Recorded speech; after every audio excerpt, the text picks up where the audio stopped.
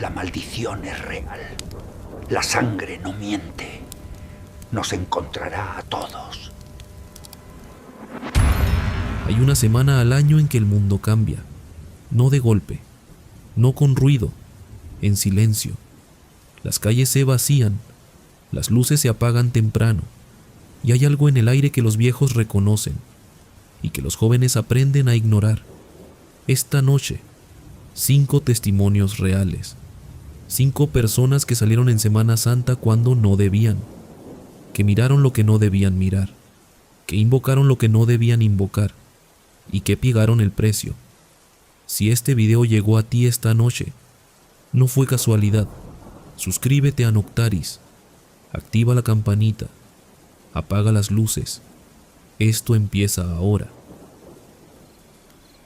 Mi nombre es Luis, soy de Aguascalientes, de esos que nacieron en el centro, donde las calles tienen nombre de héroes y los templos te quedan a 2 cuadras sin importar a dónde camines.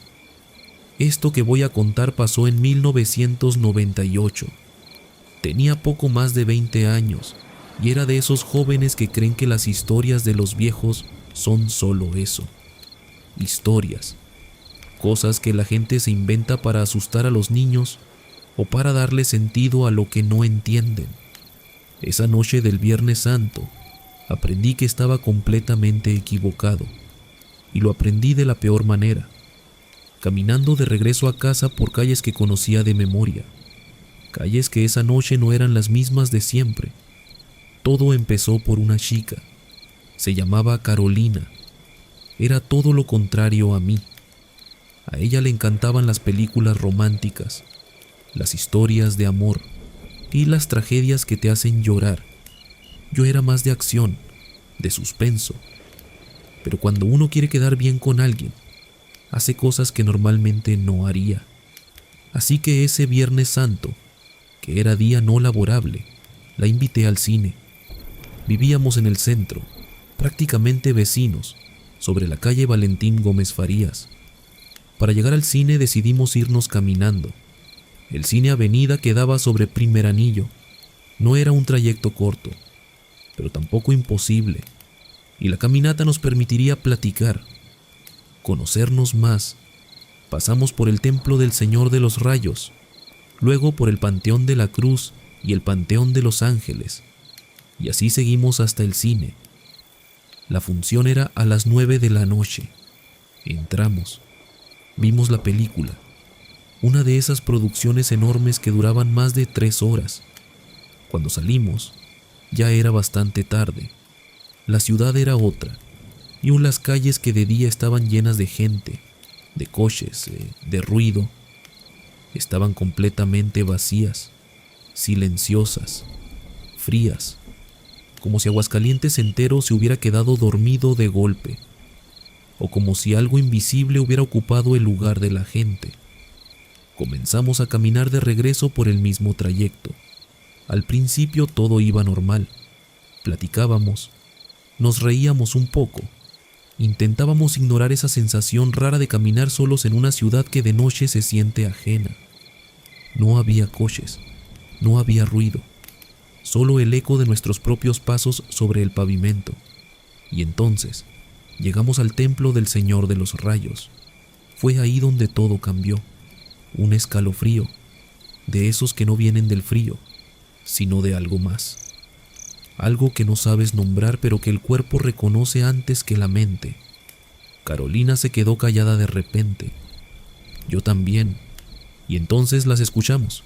Voces, muchas voces, como si dentro del templo hubiera gente rezando. Oraciones, susurros, un murmullo constante, solemne, denso, como una misa, pero diferente, más apagada, más pesada, como si viniera de muy lejos o de muy abajo. Nos miramos. Era imposible. A esas horas el templo estaba cerrado. No había ninguna razón para que hubiera gente adentro, pero las voces eran claras. No era el viento, no era nuestra imaginación, eran voces humanas rezando al mismo tiempo. Nos acercamos un poco más. No sé si fue curiosidad o algo que nos jalaba sin que lo decidiéramos del todo. Conforme nos acercamos, el murmullo se fue haciendo más claro. No se podían distinguir palabras, pero el tono era inconfundible. Era el tono de alguien que reza con urgencia, con desesperación, con una necesidad profunda de ser escuchado. Y mientras más nos acercábamos, más pesado se sentía el aire, como si el espacio alrededor del templo tuviera una densidad diferente, un peso que no era normal. Carolina me apretó el brazo fuerte, sin decir una sola palabra, y en ese momento los dos entendimos algo sin necesidad de decirlo. Eso no era normal, no era gente, no era algo que debiéramos escuchar, así que hicimos lo único que nos nació hacer: apresuramos el paso. No corrimos, pero casi. Nos alejamos de ahí lo más rápido posible sin voltear atrás, y las voces nos siguieron unos segundos más, como si se aferraran a nosotros, como si no quisieran soltarnos, hasta que de pronto, silencio total, como si nunca hubiera habido nada, como si el templo siempre hubiera estado vacío. Me detuve a media cuadra, el corazón me latía muy fuerte. Carolina no soltaba mi brazo. Seguimos caminando en silencio hasta su casa. Nos despedimos sin decir mucho. No hacía falta. Los dos habíamos escuchado lo mismo. Los dos sabíamos que no tenía explicación. Y los dos preferimos no hablar de ello esa noche. Esa noche no dormí. Algo en mí no estaba en paz. Me quedé dando vueltas en la cama, reviviendo el sonido de esas voces, tratando de convencerme de que había una explicación lógica, que era un ensayo tardío, que era el eco de alguna casa cercana, que era cualquier cosa menos lo que parecía, pero el cuerpo no olvida lo que sintió, y el cuerpo me decía que lo que escuchamos esa noche no tenía ninguna explicación lógica. Al día siguiente empecé a preguntar, con vecinos, con gente que vivía por esa zona y con cualquiera que pudiera darme algo a lo que aferrarme. Y entonces una señora mayor, de esas que llevan toda la vida en el mismo barrio y que conocen cada piedra de esa calle, me dijo algo que no olvidé. Me miró fijo, con esa calma de quien ya no se asombra de nada, y me preguntó: ¿a poco no sabías, Luis? Me quedé callado. Esas son las ánimas, las del Panteón de la Cruz y las del Panteón de los Ángeles. Cada Viernes Santo salen del Camposanto y van al templo del Señor de los Rayos a rezar, a arrepentirse, a pedir perdón por sus pecados. Sentí como si me echaran un balde de agua fría de golpe, porque todo encajaba. El camino que habíamos tomado esa noche pasaba exactamente por ambos panteones, y las voces habían empezado justo al llegar al templo, justo donde las ánimas iban a rezar.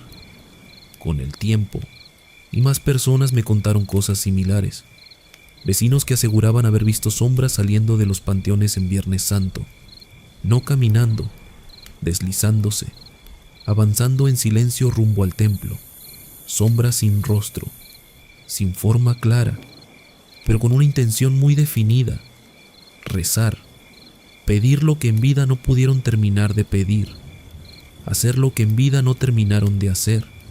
Nadie que me lo contó lo dijo con miedo, lo decían con una especie de respeto, como quien habla de algo que forma parte del lugar, algo que siempre ha estado ahí y que siempre estará, algo que no busca hacer daño, solo cumplir. Desde esa noche no volví a pasar por ahí en Viernes Santo, y si algún otro día paso cerca, aunque no sea Semana Santa, no me detengo, sigo caminando, con la cabeza baja, con el paso rápido, con ese respeto que aprende uno cuando entiende que hay lugares que tienen su propia vida, su propio tiempo, sus propios habitantes, que a veces coexisten con nosotros sin que lo sepamos, y que la única forma de que eso siga siendo así es no interrumpirlos, no acercarse cuando no te corresponde, no escuchar lo que no está destinado para tus oídos, porque esas ánimas no estaban rezando para nosotros, estaban rezando para ellas, y nosotros solo pasamos por el lugar equivocado en el momento equivocado. Si alguna vez están en Aguascalientes y es Viernes Santo y pasan cerca del templo del Señor de los Rayos, pongan atención, escuchen, porque tal vez, solo tal vez, sean los siguientes en escuchar lo que nosotros escuchamos esa noche. Las ánimas rezan porque necesitan redención y porque hay cosas que quedaron inconclusas, promesas que no se cumplieron, pecados que no se confesaron. Luis las escuchó sin buscarlas. Sebastián hizo algo diferente. Sebastián las llamó, y lo que respondió al otro lado no era un alma en pena. Mi nombre es Sebastián, y si algo quiero que se lleven de lo que voy a contar esta noche, es una sola cosa: nunca jueguen a la Ouija, nunca, y mucho menos en Viernes Santo. Soy de Ecatepec, Estado de México. En ese entonces tenía como 20 años, y era de esos jóvenes incrédulos que se burlan de todo lo que no pueden ver o explicar con lógica, de los que dicen que la Ouija es solo un trozo de madera, que el indicador se mueve porque alguien lo empuja, que todo eso es puro cuento. Esa noche de Viernes Santo dejé de reírme, para siempre. Llegó Semana Santa, y como suspendieron clases en la universidad, nos quedamos sin nada que hacer. Un grupo de compañeros decidimos reunirnos en casa de uno de ellos ese Viernes Santo por la tarde. Era una de esas reuniones tranquilas, música bajita, plática, risas, sin ningún plan especial, ni hasta que alguien sacó una Ouija. Yo me reí. ¿En serio? ¿Creen en esas cosas? Les dije con toda la confianza de quien nunca ha tenido razones para creer en nada que no vea. Pero entre broma y broma, terminamos sentándonos alrededor de la mesa. Apagamos algunas luces. Dejamos solo una lámpara tenue que le daba al cuarto una luz amarilla y larga, que hacía sombras en las paredes. Pusimos los dedos sobre el indicador. Al principio nada. El indicador quieto. Nosotros mirándonos con cara de ya lo sabía, esto no funciona. Pero entonces empezó a moverse, despacio, con una seguridad que no esperábamos. Yo seguía pensando que alguien lo estaba empujando, que era una broma de alguno de los presentes. Empezamos a hacer preguntas sin importancia, trivialidades, cosas de risa. Y la Ouija respondía. Lo que cambió todo fue una sola pregunta. Alguien preguntó: ¿eres un espíritu? El indicador se movió. Sí. Nos miramos. Ya no había risas. Otra pregunta: ¿eres humano? El indicador fue lento esta vez, más deliberado, letra por letra. No fui humano. Se hizo un silencio incómodo en el cuarto. Yo dejé de reírme. Algo en el ambiente había cambiado. No sabría explicarlo con palabras exactas, pero era como si la temperatura hubiera bajado varios grados de golpe, como si el aire se hubiera vuelto más espeso, más difícil de respirar. Alguien con la voz ligeramente temblorosa preguntó: ¿quién eres? El indicador se movió lentamente. Nos dijo que era un demonio. No voy a repetir el nombre que nos dio. No quiero hacerlo. Con el tiempo entendí que hay nombres que no deben pronunciarse, que decirlos en voz alta es como abrir una puerta que no sabes cómo cerrar. Sí, pero sí recuerdo algo que nos dijo sobre su naturaleza, algo relacionado con las mordidas, con la caza, con la muerte. En ese momento no lo entendí del todo, pero algo en esas palabras se me quedó grabado con una precisión que no tenía explicación. Decidimos terminar el juego. Nadie quiso seguir. Guardamos la Ouija, encendimos las luces. Intentamos retomar la plática normal como si nada hubiera pasado, pero ya no era igual. El cuarto se sentía diferente, más pequeño, más encerrado, como si algo se hubiera quedado después de que cerramos la ouija. O tal vez algo se había ido con cada uno de nosotros. Nos despedimos pronto. Esa noche yo me fui en mi carro. Ya era tarde. La lluvia había empezado a caer. De esas lluvias finas y constantes que vuelven todo más frío, más solitario, más silencioso. Tomé una vialidad poco transitada, oscura, vacía, solo el sonido de la lluvia golpeando el parabrisas y el movimiento de los limpiadores marcando un ritmo monótono que de alguna manera se sentía demasiado lento para la velocidad a la que latía mi corazón. Y entonces lo sentí. Un frío, pero no un frío normal. Era un frío que venía de adentro, de algún lugar dentro del coche que no debería tener frío. Como si algo se hubiera sentado en el asiento de al lado, sin hacer ruido, sin que yo lo viera entrar. Apreté el volante, agudicé la vista hacia el camino, seguí manejando, diciéndome a mí mismo que era el cansancio, que era la lluvia, que era la mente jugando con lo que había pasado esa tarde. Pero el frío no se fue, se quedó ahí, quieto, paciente. Fue entonces cuando lo vi, a lo lejos, iluminado apenas por las luces de mi carro, una figura, de pie sobre la carretera, de espaldas a mí, bajo la lluvia. Me acerqué despacio, bajé un poco la velocidad. Pensé que era alguien que necesitaba ayuda, alguien varado en la lluvia a esas horas. Pero mientras más me aproximaba, más rara se sentía la situación. Había algo profundamente incorrecto en esa figura. Iba descalza, sin camisa, solo con ropa interior, y aún así caminaba tranquila, como si no sintiera la lluvia, como si no sintiera el frío, como si no sintiera nada, como si no necesitara sentir nada. Me acerqué todavía más, y en ese momento, la figura se detuvo y giró la cabeza, lentamente, con una lentitud que no era normal, que no correspondía a ningún movimiento humano, hasta quedar mirando directo hacia mí. Y cuando estuve lo suficientemente cerca para ver lo que había donde debía estar un rostro, sentí que el corazón se me detuvo. Eso no era un hombre, no era una persona. Su cara era la de un perro, alargada, oscura, con ojos que no reflejaban la luz de mis faros sino algo más, algo profundo, algo vacío, algo que llevaba mucho tiempo mirando desde un lugar donde no hay luz que pueda llegar.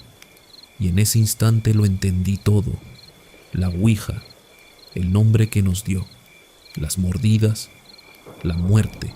Todo encajó de golpe con una claridad que fue peor que no haberlo entendido nunca. Pisé el acelerador a fondo, sin pensar, sin dudar. Solo quería salir de ahí. Quería llegar a algún lugar con gente, con luz, con vida normal. Aceleré todo lo que el coche me dio, y por el espejo retrovisor lo vi. Esa cosa no me seguía, no corrió detrás de mí. Solo giró la cabeza siguiendo mi movimiento, mirándome alejarse, con una calma absoluta, como quien sabe que no necesita perseguir a alguien que ya lleva una parte de él adentro. Llegué a casa, me encerré, no dormí. Me quedé sentado en la oscuridad de mi cuarto hasta que salió el sol, reviviendo cada detalle, tratando de encontrar una grieta en la lógica por donde meter una explicación. No la encontré. Al día siguiente, no se lo conté a nadie, ni a mi familia, ni a los amigos con los que había jugado esa tarde. ¿Cómo iba a contarlo? ¿Cómo ibas a decirle a alguien que en la carretera a medianoche viste algo con cara de perro, mirándote desde bajo la lluvia? Me lo guardé, por mucho tiempo, pero hay cosas que el silencio no cura.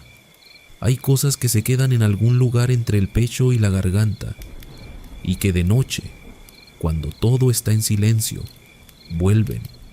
Y yo sé que lo que vi esa noche estaba relacionado con lo que invocamos esa tarde. No fue coincidencia, no fue alucinación, fue consecuencia. Desde esa noche dejé de burlarme de lo que no entiendo. Aprendí algo de la peor manera. Hay cosas que sí responden. Hay cosas que escuchan cuando las llamas. Pero eso no significa que debas llamarlas, porque no todo lo que responde viene de un lugar del que puedas recuperarte. Así que si alguna vez alguien les propone jugar a la Ouija, digan que no, sin pensarlo, sin dudarlo, sin importar la hora ni el lugar. Y si es Viernes Santo, aléjense, porque nunca saben qué está escuchando, nunca saben qué tan cerca está de donde están ustedes. Y lo más importante, nunca saben con qué cara va a aparecer cuando decida hacerse presente. Sebastián aprendió que hay cosas que no deben ser llamadas. Ernesto aprendió algo diferente. Aprendió que hay lugares que no deben ser visitados, especialmente de noche, especialmente en Semana Santa, especialmente cuando alguien te ha dicho antes que no vayas. Hay una curva en Jalisco que los que viven cerca conocen por su nombre, la curva de la M, y lo que custodia esa curva no tiene paciencia con los que llegan a buscar lo que no les pertenece.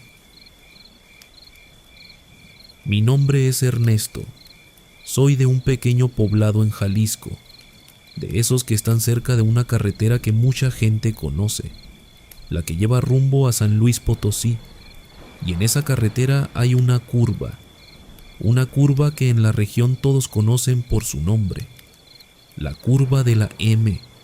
Si han pasado por ahí, ya saben de lo que hablo. Si no han pasado, después de escuchar esto, tal vez prefieran que siga siendo así. Lo que voy a contar pasó en dos momentos distintos de mi vida. La primera vez fui joven e imprudente. La segunda vez debí haberlo sabido mejor. Pero hay lugares que no olvidan. Y hay lecciones que uno aprende solo cuando ya es demasiado tarde para no haberlas aprendido. La curva de la M siempre ha estado rodeada de historias. Desde niño escuché de todo. Que una muchacha pide aventón en esa curva. Que si no te detienes, y más adelante aparece en el asiento trasero sin que sepas cómo llegó ahí. Que hay sombras que caminan sobre el asfalto en las noches sin luna.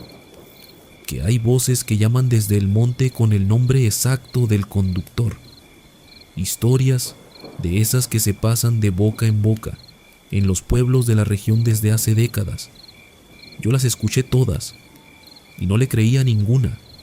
Era joven, era imprudente, era de esos que creen que nada les va a pasar porque nunca les ha pasado nada. Esa Semana Santa estaba con unos primos y amigos platicando de nada en particular, cuando alguien mencionó algo, que en Viernes Santo, si ves fuego saliendo de la tierra, es porque hay un tesoro enterrado ahí, y que si escarbas, ese tesoro es tuyo. Nos reímos, pero la idea se quedó flotando en el aire, hasta que alguien dijo, ¿y si vamos a buscarlo? Eran como las 9 de la noche cuando llegamos a la curva de la M. La carretera estaba oscura, silenciosa, como si el mundo entero se hubiera detenido justo en ese punto. El aire se sentía frío, más frío de lo normal para esa época. Un frío que no correspondía al calor del día que habíamos tenido. Nos bajamos de la camioneta. Caminamos un poco alumbrados por la escasa luz de la luna que apenas alcanzaba a definir los contornos del monte a los lados de la carretera. Y entonces lo vimos. Un pequeño fuego saliendo de la tierra. No era grande, no era escandaloso, pero estaba ahí, vivo, quieto, ardiendo en medio de la nada sin ninguna razón aparente. Nos miramos, nadie dijo nada, pero todos pensamos lo mismo. El tesoro. Nos acercamos despacio, y fue en ese momento cuando sentimos que algo había cambiado. No en el fuego, no en el monte, sino en el aire alrededor de nosotros. Esa sensación de que no estás solo, de que algo sabe exactamente dónde estás y exactamente qué estás pensando. Levanté la vista. En el cielo había una bola de fuego, no como un reflejo, no como algo lejano o difuso. Era algo presente, suspendido en el aire sobre nosotros, observándonos, acechante, como si supiera exactamente lo que estábamos haciendo ahí, como si llevara tiempo esperando que alguien viniera a hacer lo que nosotros estábamos a punto de hacer. El miedo nos cayó de golpe. Ya no pensamos en tesoros, ya no pensamos en escarbar, solo pensamos en irnos. Corrimos a la camioneta, nos subimos, arrancamos, pero eso no terminó ahí. La bola de fuego descendió y comenzó a avanzar junto a nosotros, siguiendo la curva, a nuestra misma velocidad, sin alejarse ni sin acercarse demasiado, como si nos estuviera escoltando, o peor, como si nos estuviera cazando, tomándose su tiempo, disfrutando la distancia exacta entre ella y nosotros. Yo manejaba y sentía como el corazón se me quería salir del pecho. La veía por el retrovisor, la veía por el parabrisas, la veía reflejada en todo. No era una luz normal, era algo vivo, algo que tenía intención, algo que había decidido que esa noche no nos íbamos a ir tan fácil. Los que iban conmigo no decían nada, nadie gritaba, nadie lloraba, solo el silencio absoluto de quien tiene demasiado miedo para producir ningún sonido, y la bola de fuego acercándose, cada vez más, se acercó demasiado, tanto que dejé de verla por el retrovisor porque ya estaba encima de nosotros. Y entonces escuché el golpe, un estruendo seco, y la camioneta se descontroló. El volante se puso duro bajo mis manos, las luces titilaron, un jalonazo violento hacia la derecha que por poco nos saca de la carretera, una llanta reventada. Por un segundo pensé que ahí nos íbamos a quedar, que esa curva nos iba a reclamar como había reclamado a tantos otros antes. Luché contra el volante, con toda la fuerza que tenía. Logré orillarse apenas. La camioneta se detuvo. Silencio. Solo el sonido de la lluvia que había comenzado a caer en los últimos minutos. Y afuera, la bola de fuego, quieta, a unos metros de nosotros, observándonos, como asegurándose de que entendiéramos el mensaje. Nadie se bajó, nadie habló, nadie respiró más de lo necesario. La miramos y ella nos miró, hasta que finalmente se fue, así como vino, sin prisa, sin aspavientos. Sí, desapareció en la oscuridad del monte como si nunca hubiera estado ahí. Cambiamos la llanta en silencio. Nos fuimos de ahí sin mirar atrás, sin hablar de lo que había pasado, como si el silencio pudiera borrar lo que habíamos visto.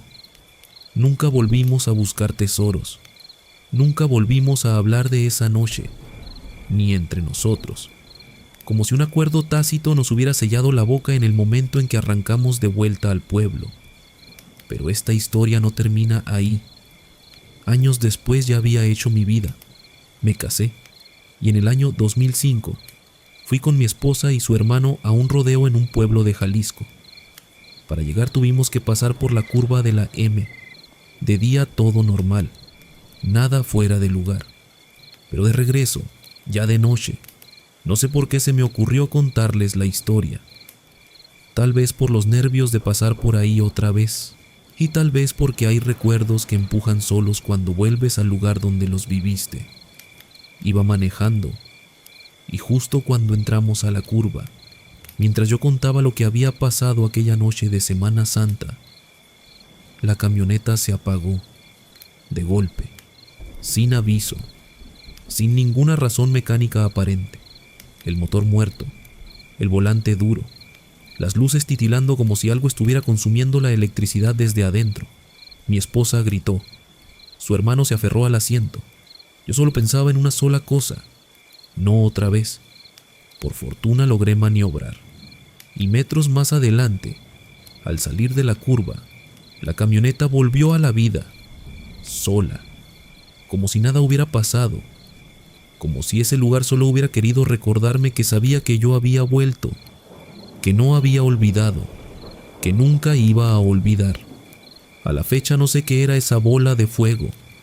Algunos en la región dicen que es una bruja que custodia los tesoros enterrados en esas tierras, que castiga a los que intentan robárselos. Otros dicen que es algo más antiguo, algo que estuvo ahí antes de que hubiera carretera, antes de que hubiera pueblo, antes de que hubiera nombre para lo que es.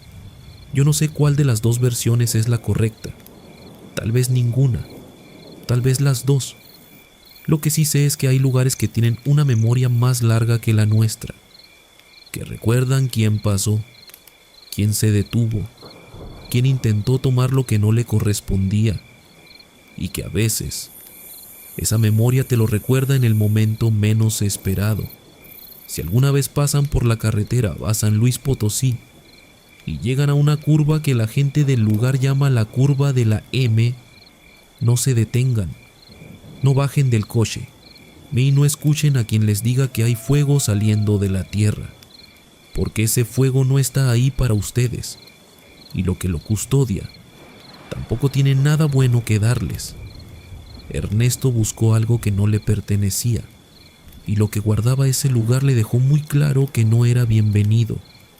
Marcelo no buscó nada. Marcelo simplemente caminó por donde siempre caminaba, en un Viernes Santo, en una procesión, en un pueblo donde todos se conocen, y se cruzó con alguien que llevaba cargando el mismo peso desde hace más de un siglo. Mi nombre es Marcelo, y lo que estoy a punto de contar es algo que cargué en silencio durante muchos años, no porque no quisiera contarlo, sino porque cada vez que intentaba hacerlo, las palabras se me atascaban en algún lugar entre la memoria y la boca, como si una parte de mí todavía no terminara de aceptar lo que vio. Esto ocurrió en un pequeño pueblo de Panamá, de esos pueblos donde las calles son empedradas y todos se conocen desde niños, donde la fe y el miedo caminan de la mano desde hace generaciones, y donde hay cosas que la gente sabe, pero que nadie dice en voz alta porque nombrarlas es como llamarlas. Era Viernes Santo, y yo estaba en el lugar equivocado, haciendo la pregunta equivocada, a la persona equivocada. Ese Viernes Santo, el ambiente era solemne, como siempre en ese pueblo. Las campanas sonaban con un eco profundo que se metía entre las casas y rebotaba contra las paredes de piedra hasta perderse en el monte. La gente caminaba en silencio, algunos rezando en voz baja, otros con la mirada en el suelo, todos con esa expresión de quien carga algo invisible pero muy pesado. Yo no era particularmente devoto, pero decidí acompañar la procesión, por respeto, por costumbre, porque en esos pueblos hay cosas que uno hace no por convicción, sino porque forman parte de quién eres y de dónde vienes. La procesión avanzaba despacio.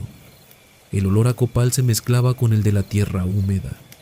Las velas parpadeaban con el viento suave que bajaba del cerro a esa hora de la tarde. Todo era normal. Todo era solemne y tranquilo. Hasta que lo vi. Era un anciano, delgado, encorvado, con el rostro marcado por algo que no era solo edad, era algo más, algo que el tiempo no pone en la cara de la gente, algo que pone el sufrimiento cuando lleva demasiados años sin encontrar descanso. Cargaba una cruz de madera, pero no era una cruz simbólica, no era liviana ni decorativa, era pesada, tosca, real. La arrastraba con dificultad. Con cada paso parecía que iba a caer, y sin embargo seguía, con una determinación que no correspondía a la fragilidad de su cuerpo.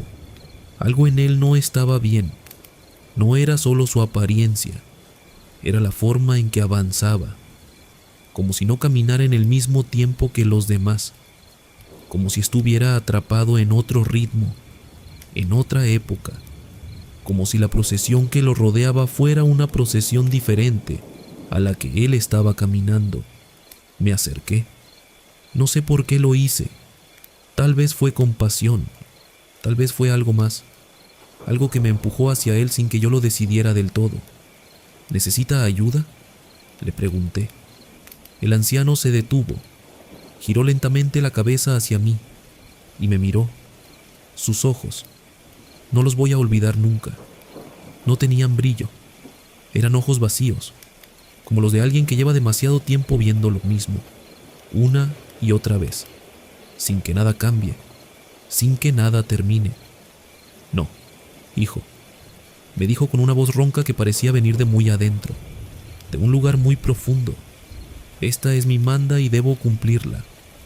Algo en su voz me heló, pero aún así caminé a su lado.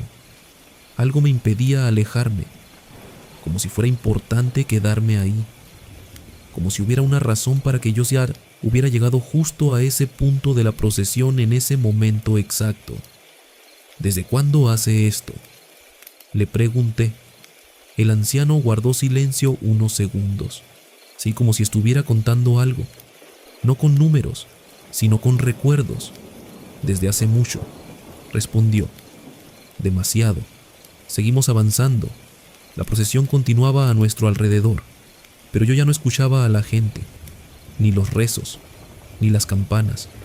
Solo lo escuchaba a él y el arrastre de la cruz sobre el empedrado.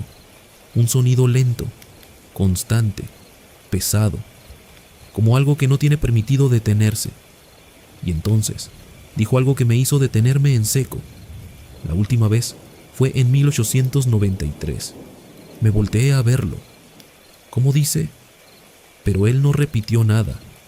Siguió caminando, arrastrando la cruz, como si no hubiera dicho nada imposible, como si esa frase fuera la cosa más normal que alguien pudiera decir en medio de una procesión en un Viernes Santo de tarde. Llegamos a la iglesia. La gente comenzó a entrar. Yo me distraje un segundo con el movimiento de la multitud, y cuando regresé la vista hacia el anciano, ya no estaba. Desapareció. Así, sin más, como si el espacio que ocupaba simplemente hubiera dejado de existir. Salí de la iglesia, lo busqué afuera, le pregunté a algunos que estaban cerca. Nadie lo había visto, nadie sabía de quién hablaba. Algo no cuadraba. Un anciano que arrastra una cruz de madera no puede simplemente desaparecer en medio de una procesión sin que nadie lo note, sin que nadie sepa quién es. Seguí buscando y algo me llevó hacia el cementerio del pueblo. No sé si fue intuición, no sé si fue otra cosa. Caminé entre las tumbas sintiendo esa presión en el pecho que se hace más fuerte con cada paso, como si el aire se volviera más denso, más antiguo, más cargado de algo que no tiene nombre claro. Y entonces lo encontré, una lápida vieja, desgastada, cubierta por el tiempo y por el musgo que crece cuando nadie visita. El nombre grabado en la piedra: Simón. Las fechas: 1893, 1968. Sentí que se me lavaba la sangre, las piernas me temblaron, y entonces lo entendí. Ese hombre no debía estar en la procesión, o peor, nunca se había ido de ella. Regresé al pueblo aturdido, y cuando algunos lugareños escucharon lo que había visto, me contaron la historia de don Simón, un hombre que en vida fue cruel, alguien que hizo mucho daño durante muchos años, pero que al final de sus días intentó redimirse. Hizo una promesa: cargar una cruz cada Viernes Santo como penitencia por todo lo que había hecho, pero no alcanzó a cumplirla. Murió antes de terminar su manda, y desde entonces está condenado a repetirla una y otra vez. Cada Viernes Santo, sin descanso, sin que nadie pueda terminarla por él, sin que nada pueda darle lo que busca. Esa noche decidí irme del pueblo, tomar el autobús, regresar a casa, intentar olvidar. pero hay cosas que no te dejan ir tan fácilmente. Esperaba en la parada. El pueblo estaba casi vacío. La noche ya había caído del todo, y sin saber por qué pasé frente a la iglesia una última vez. Y ahí estaba, Don Simón, pero ya no como antes. Ya no caminaba, ya no arrastraba la cruz. Estaba en la cruz que habían colocado frente a la iglesia por motivo de Semana Santa, crucificado, suspendido, con los brazos extendidos y clavados, su cuerpo tenso, retorcido. Su rostro ya no parecía humano, era sufrimiento puro, destilado, sin ninguna otra cosa mezclada, solo dolor. Y entonces sus ojos me encontraron, los mismos ojos vacíos de la procesión de la tarde, pero esta vez no estaban vacíos, esta vez estaban llenos de algo que no quiero volver a ver nunca, y escuché su voz, rota, desesperada, una voz que parecía no venir solo de su boca, sino de todas partes al mismo tiempo, de las paredes de la iglesia, del empedrado, del aire, del cielo cerrado sobre el pueblo. Dios mío, ¿por qué me has abandonado? Sentí que el alma se me iba del cuerpo. No podía moverme, no podía gritar, no podía hacer nada más que quedarme ahí mirando, hasta que desapareció, como si nunca hubiera estado. Tomé el primer autobús que salió esa noche. No miré atrás, no dormí en todo el viaje. Me quedé con los ojos abiertos mirando la oscuridad que pasaba por la ventana, preguntándome cuántos Viernes Santos llevaba don Simón repitiendo lo mismo, ni cuántos años, cuántas procesiones, cuántas cruces arrastradas sobre el mismo empedrado, y sin llegar nunca a donde necesita llegar. Desde entonces, cada Semana Santa evito las procesiones, evito las iglesias, evito mirar hacia donde no debo, porque entendí algo que no encontré en ningún libro, ni en ningún sermón.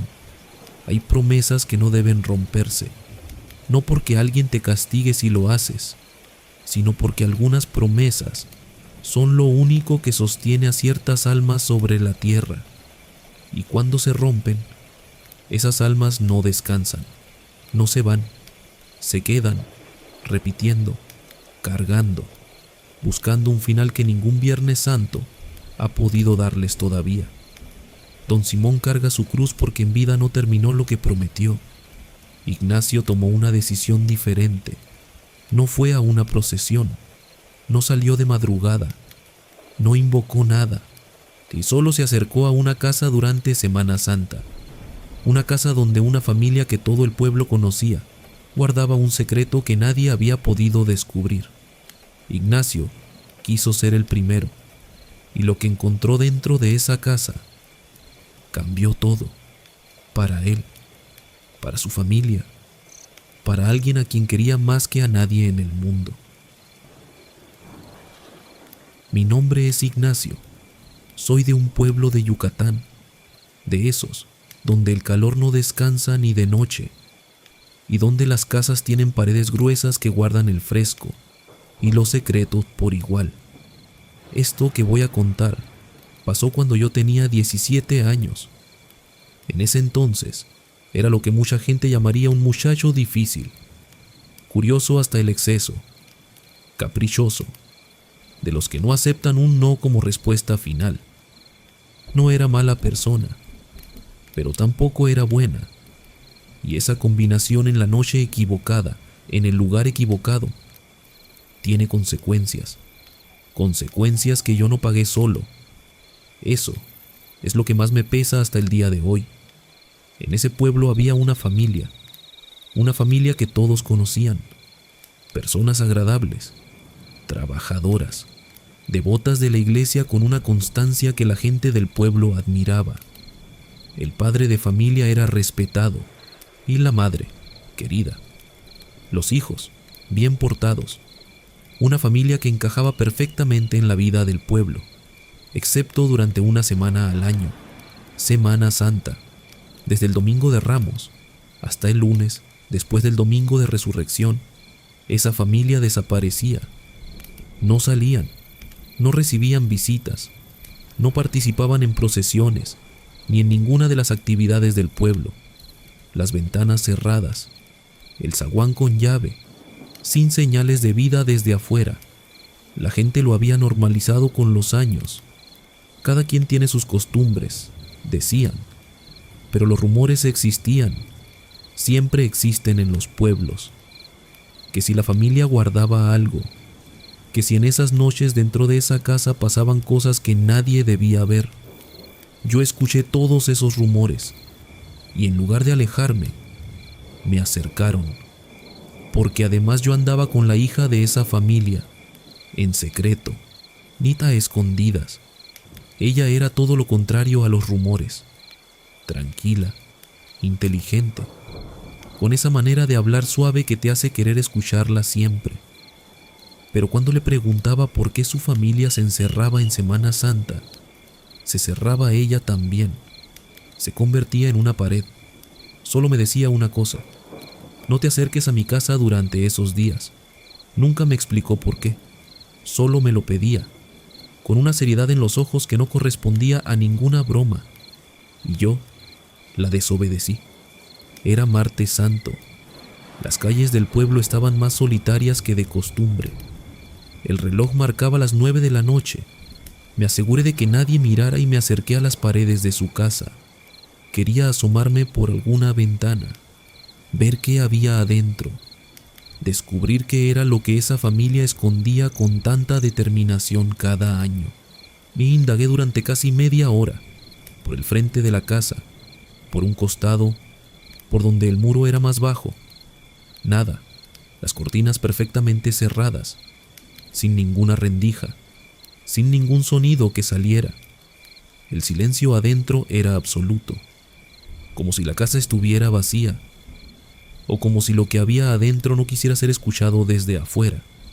Me estaba hartando, estaba a punto de irme, cuando miré una última vez por una ventana lateral que no tenía rejas, y la vi, la hija, de pie en el centro de la sala, completamente inmóvil, como una estatua, en una posición que no era natural.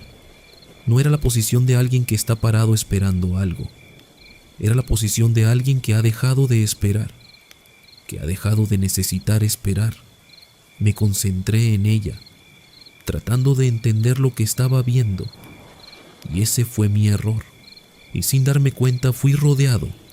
El hermano mayor, el tío, el padre, me agarraron a la fuerza antes de que pudiera gritar. Me metieron a la casa, y en menos tiempo del que pude calcular ya toda la familia me rodeaba, en silencio, mirándome, con ojos que no eran los mismos ojos de siempre, los ojos de esa familia que todos conocían, que todos respetaban, que todos saludaban en el mercado y en la misa del domingo. Esos ojos habían desaparecido.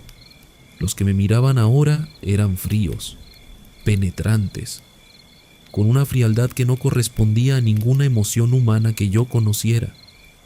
Sus manos temblaban, no de miedo, de algo más, de algo contenido, como si estuvieran haciendo un esfuerzo enorme por no hacer algo que querían hacer desde que me habían visto del otro lado de la ventana.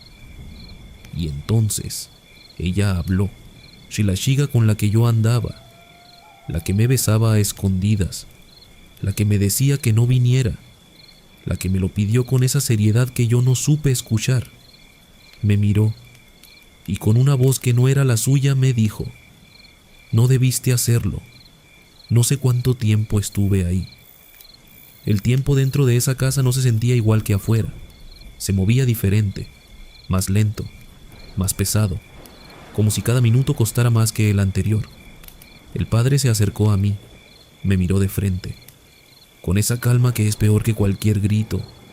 Tienes que irte, me dijo, ahora, y no volver durante estos días. Lo que hay aquí adentro esta semana no es para ojos que no saben ver. Antes de que yo pudiera responder, la madre se acercó también. Tenía algo en las manos, ramitas de alguna hierba que no reconocí. Las pasó alrededor de mí, en silencio. y con una concentración que me dio más miedo que cualquier amenaza directa. Y entonces escuché algo desde el fondo de la casa, desde algún cuarto que no podía ver. Un sonido bajo, rítmico, como una respiración, pero demasiado profunda para ser humana, demasiado lenta para corresponder a ningún ser vivo normal, y con ella un olor a tierra, a cera quemada, a algo muy antiguo que no tiene nombre en ningún idioma que yo conozca. El hermano mayor me agarró del brazo, me llevó hacia la puerta, sin violencia, pero sin posibilidad de resistirme. Antes de que me sacaran me volteé una última vez y vi algo al fondo del pasillo, una sombra, no proyectada por nada, no correspondiente a ningún objeto ni persona que estuviera en ese pasillo, una sombra propia, quieta, mirándome, y con la paciencia de algo que existe desde antes de que existiera el pueblo, desde antes de que existieran las casas y las calles y la gente que las camina. Me sacaron, cerraron el zaguán y me quedé solo en la calle vacía del Martes Santo, con el corazón latiéndome tan fuerte que lo sentía en los dientes. No dormí esa noche, no le conté a nadie lo que había visto. Esperé a que terminara la Semana Santa, y cuando la familia volvió a aparecer en el pueblo, el lunes después del domingo de resurrección, eran los mismos de siempre, agradables, normales, saludando a los vecinos, como si nada hubiera pasado, como si esa semana simplemente no hubiera existido para ellos. Busqué a la chica, ella me miró, y en sus ojos estaba esa misma seriedad de cuando me pedía que no fuera. Solo me dijo una cosa: ya viste lo que no debías ver, ahora olvídalo. No me explicó nada más, no le pregunté nada más, porque hay respuestas que uno deja de buscar cuando entiende que encontrarlas cuesta demasiado. Nos dejamos de ver poco después, sin pelea, sin explicaciones, como si ambos supiéramos que había un límite que yo había cruzado y que ya no podía descruzar. Han pasado muchos años. Dejé ese pueblo, hice mi vida en otra ciudad. Nunca volví, nunca hablé de eso con nadie hasta ahora. Pero cada Semana Santa, sin falta, recuerdo esa sombra al fondo del pasillo, esa respiración desde el cuarto que no pude ver, ese olor a tierra y a cera quemada que se me quedó en algún lugar de la memoria donde las cosas no se borran del todo. Y pienso en la chica, en esa familia, en lo que cargaban cada año en esos días, muy en lo que guardaban adentro con tanto cuidado para que nadie lo viera. No sé si lo que había en esa casa era algo peligroso. No sé si era algo antiguo que la familia protegía o que la familia contenía. No sé si ellos eran los guardianes o los prisioneros. Lo que sí sé es que había reglas que esa familia conocía y respetaba con una disciplina que viene de entender que las consecuencias de no respetarlas son reales, y que yo rompí una de esas reglas por curiosidad, por capricho, por no saber escuchar cuando alguien que me importaba me dijo claramente que no lo hiciera. Si alguna vez alguien que conoce bien su propia casa, su propio pueblo, sus propias reglas, te pide que no te acerques a un lugar en ciertos días, escúchalo, no por miedo, y sino porque hay conocimientos que se heredan de generación en generación, precisamente porque son necesarios, precisamente porque funcionan, y precisamente porque lo que protegen es real. 5 personas, 5 Semanas Santas que ninguna pudo olvidar. Todos aprendieron lo mismo. Hay cosas que tienen sus propios tiempos, sus propios lugares, sus propias reglas, y la Semana Santa es cuando el espacio entre ese mundo y el nuestro se vuelve cruzable. Si esta hora te perturbó, suscríbete a Noctaris, activa la campanita, dale like, y si algo te pasó en Semana Santa que no puedes explicar, Cuéntanoslo abajo. La oscuridad no desaparece cuando cierras los ojos, solo se acerca un poco más. Buenas noches.